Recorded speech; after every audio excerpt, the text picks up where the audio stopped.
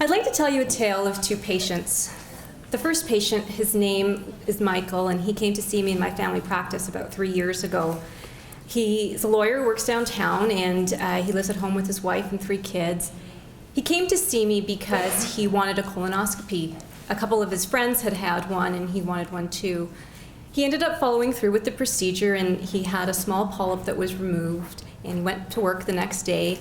And to be honest, I'm not sure he ever realized that that small polyp could have grown into a cancer that could have ended his life.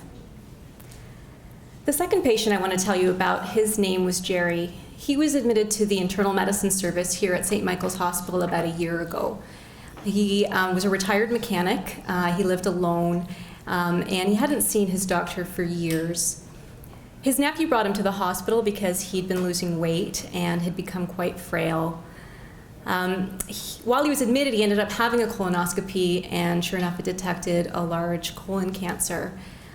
He was too sick to go home, so he actually had the surgery while he was admitted, and unfortunately, he didn't have the reserves to recover from surgery, and so just a few days later, he passed away.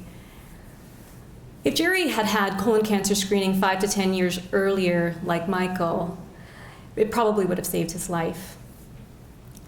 Research has shown, both nationally and as well, research from our own department has shown here at St. Michael's Hospital that low-income patients are about 20% less likely to get screened for colon cancer than high-income patients.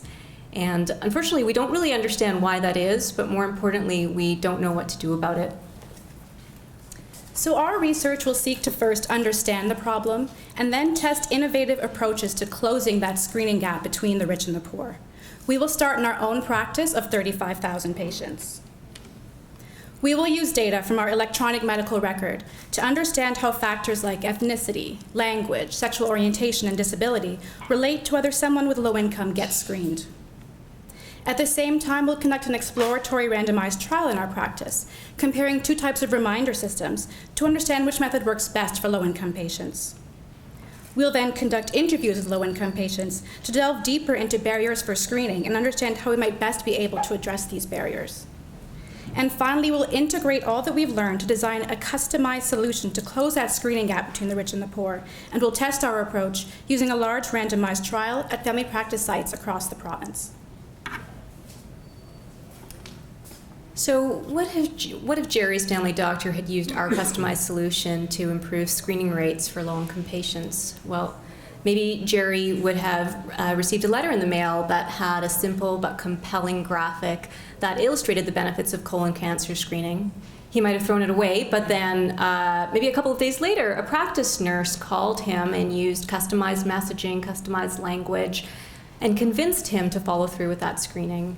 His cancer could have been detected in an early stage and his life saved, just like Michael.